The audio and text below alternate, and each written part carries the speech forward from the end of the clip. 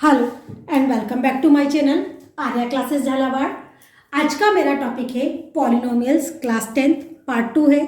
Part 1 जिसमें मैंने basics बताए थे, अब वही जो रिमेनिंग बेसिक्स हैं जिसमें हम कवर करेंगे वैल्यू ऑफ पॉलिनोमियल कैसे फाइंड करते हैं, जीरोज ऑफ पॉलिनोमियल कैसे फाइंड करते हैं एंड जियोमेट्रिकल मीनिंग क्या होता है पॉलिनोमियल का, ये इसमें हम कवर करेंगे। थर्ड वाले पार्ट में बचा हुआ बेसिक्स प्लस एक्सरसाइज हम सॉल्व करेंगे। तो चलिए वीडियो को स्टार्ट करते हैं। सबसे पहले वैल्यू ऑफ अ पॉलिनोमियल, हम क्या देख रहे हैं, वैल्यू ऑफ अ पॉलिनोमियल। अब आप यहां पर देखिए px क्या है, कोई पॉलिनोमियल है जिसकी वैल्यू हम निकालेंगे px का मतलब क्या है, पॉलिनोमियल जिसमें वेरिएबल का नाम क्या है x है, और उसकी वैल्यू हम कैलकुलेट कब करेंगे, जब हमें x is equal to alpha रखना है। मीन्स किसी पॉलिनोमियल में जब हम वेरिएबल की वैल्यू रखते हैं तो उससे जो रिजल्ट आता है that is called value of a polynomial. अब मैंने एग्जांपल लिया है px is equal to x cube minus 6x square plus 11x minus 6। अब आप यहाँ पर देखिए कि हमें वैल्यू कैलकुलेट करनी है। p क्या है, पॉलिनोमियल है, x क्या है, वेरिएबल का नाम है। आप यहाँ पर देखिए सब जगह x है। अब हमें क्या करना है, x की जगह रखना है -2, मीन्स ये अल्फा की जगह क्या है -2, ये हमको यहाँ पर रखना है। अब इसको आपको कैसे सॉल्व करना है, ये p एट अल्फा यानी कि p इज ये -2 पर x क्यूब की जगह रखा हमने -2 का क्यूब -6, जहां जहां x है वहां आपको -2 रखना है, प्लस 11, ये हो गया हमारा -2 and -6।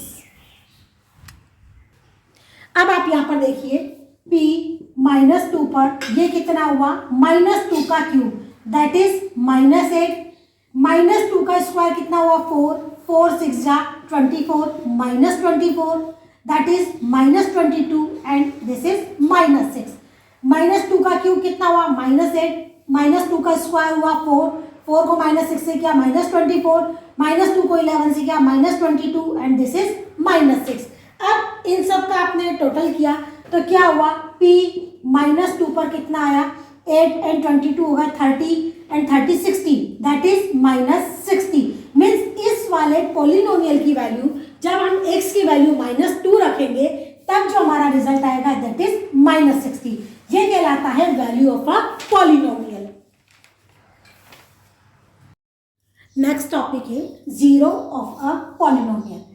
Zero of a polynomial का मतलब क्या होता है, वो वैल्यू जिसपे पॉलिनोमियल की वैल्यू 0 हो जाए। सपोज कोई हमको पॉलिनोमियल दे रखा है px is equal to x square minus 4x plus 3।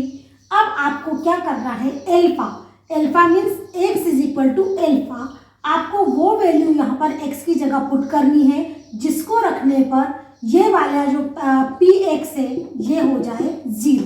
Means x की जगह हमें वो वैल्यू रखनी है जिसको हम अगर यहाँ पर रखें तो इस वेरिएबल की वैल्यू क्या आ जाए या इस पूरे पॉलिनोमियल की वैल्यू क्या आ जाए 0, that is called zero of a polynomial. तो मैं इसको आपको एक एग्जांपल के थ्रू समझा देती हूँ। अब आप यहाँ पर देखिए मैंने एक पॉलिनोमियल लिया है px is equal to x cube minus 6x square plus 11x minus 6। अब हमने क्या करा, 8x इज इक्वल टू 1।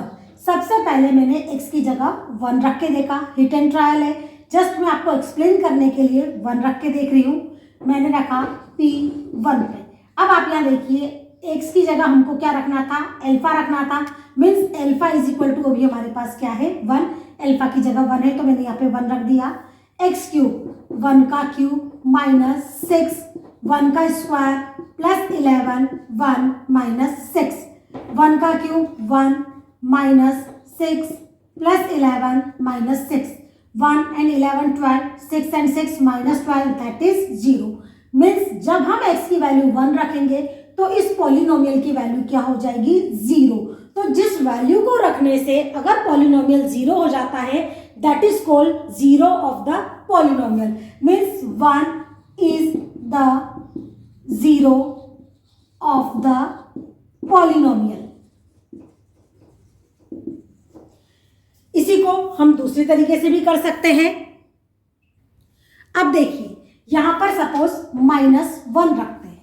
हमने 1 रखकर चेक किया, अब -1 रखते हैं तो p -1 पर वैल्यू क्या आएगी, -1 का क्यूब -6 -1 का स्क्वायर +11 -1 एंड -6।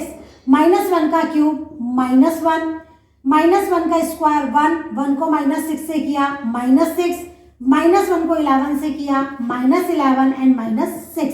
आप ये देखिए 12 एंड 12 24, दैट इज -24। मीन्स -1 रखने पर इस पॉलिनोमियल की वैल्यू 0 नहीं हो रही है, that's why it is not a 0 of the polynomial.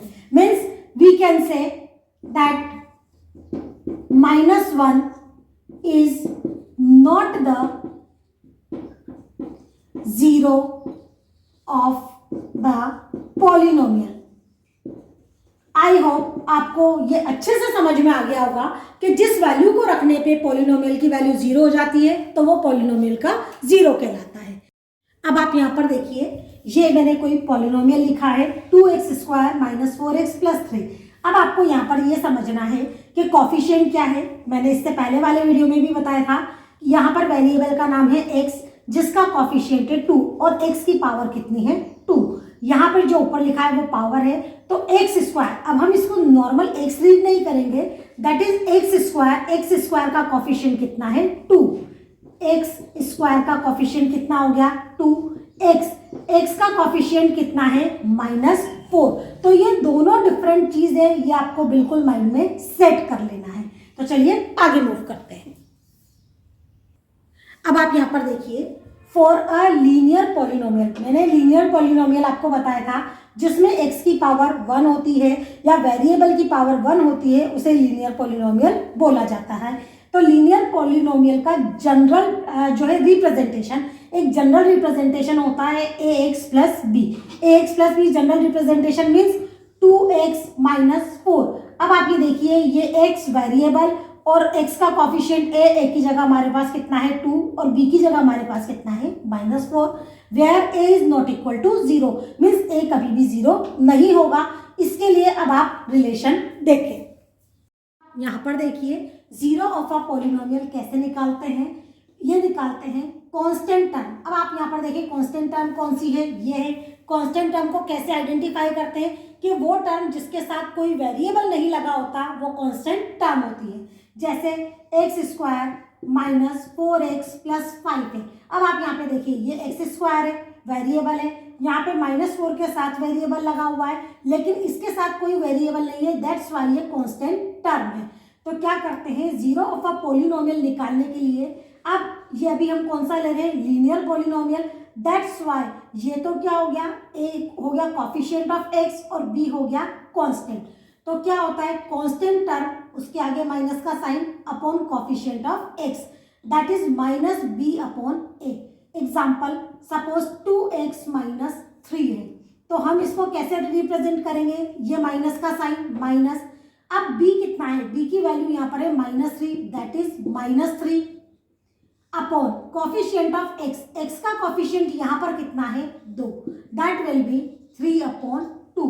तो 0 ऑफ द पॉलिनोमियल क्या होगा 3/2।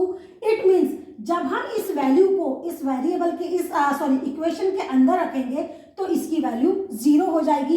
कैसे, मैं आपको करके दिखा देती हूँ। ये देखिए 2x की जगह मैंने रखा 3/2 और ये हो गया -3, 2 से 2 कैंसिल हो गया, दैट इज 3 - 3 = 0। मीन्स जब हम इस वैल्यू को इस इक्वेशन में पुट करेंगे तो ये वैल्यू 0 हो जाएगी। उसको कैसे निकालते हैं, इस फॉर्मूले से निकालते हैं। अब क्वाड्रेटिक पॉलिनोमियल के लिए, अब आप यहाँ पर देखिए जो कॉफिशिएंट ऑफ पॉलिनोमियल का रिलेशन क्वाड्रेटिक पॉलिनोमियल के लिए, क्वाड्रेटिक पॉलिनोमियल क्या होता है जिसमें x की पावर 2 होती है। यहाँ पर देखिए, जब भी क्वाड्रेटिक पॉलिनोमियल होता है उसको इस फॉर्म में लिखते हैं ax² + bx + c where a is not equal to 0। Means x² का जो कॉफिशिएंट है वो 0 नहीं होना चाहिए। अब आप यहाँ पर देखिए, आपने 7th 8th 9th और 10th में फैक्टर करना पड़ा है कि हम फैक्टर कैसे करते हैं। कोई पॉलिनोमियल, कोई जो है अलजेब्रिक इक्वेशन का हमको फैक्टराइजेशन करना होता है तो वो आपको आता है।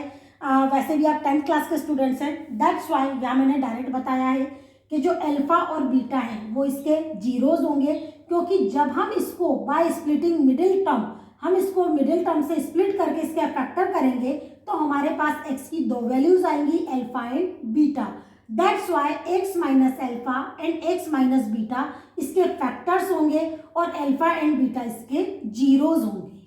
ठीक है, तो ये जो हमारी इक्वेशन है x square plus b x plus c, ये इसके दो जीरोज होंगे। अब इनको कैलकुलेट कैसे करना है, इनके बीच में रिलेशन क्या है।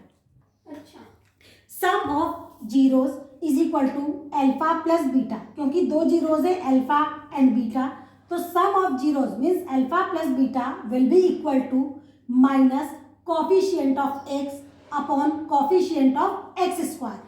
अब आप यहाँ पर देखिए x का कोफिशिएंट, इसीलिए मैंने आपको x और x स्क्वायर का कोफिशिएंट अलग अलग बताया था। अब आप यहाँ पे देखिए x क्या है, ये है, x का कोफिशिएंट क्या है b, that will be minus का sign b upon coefficient of x square का कोफिशिएंट कितना है a, ये आ गया minus b upon a। Next है product of zeros means alpha beta, ये होता है constant term upon coefficient of x square, ये होता है c अपॉन ए। अब यहाँ पे कांस्टेंट टर्म क्या है, c upon A. I hope ये आपको बहुत अच्छे से समझ में आए होंगे कि relation between zeros and coefficient of a polynomial क्या होता है। यहाँ तक का मैंने जो है सारा कि आपको कोफिशिएंट कैसे निकालना है, पॉलिनोमियल्स की वैल्यूज़ कैसे निकालनी है, पॉलिनोमियल क्या कितने टाइप के होते हैं, इनके बीच में रिलेशन क्या होता है, ये आपको अच्छे से समझ में आया होगा। नेक्स्ट वाले वीडियो में रिमेनिंग जो इसका पार्ट है छोटा सा ज्योमेट्रिकल वाला, वो मैं एक्सप्लेन करूंगी। इसके छोटे छोटे क्वेश्चन लेके मैं आपको बताऊंगी कि इससे रिलेटेड क्वेश्चन किस टाइप से आते हैं, उन पर न्यूमेरिकल कैसे सॉल्व करना है, आपको क्वेश्चन कैसे सॉल्व करना है। अगर आपको मेरा वीडियो पसंद आया हो तो मेरे चैनल को लाइक सब्सक्राइब करना मत भूलिएगा, बेल आइकन प्रेस जरूर कीजिएगा ताकि आने वाले वीडियो का नोटिफिकेशन सबसे पहले आपको मिल सके। Thank you.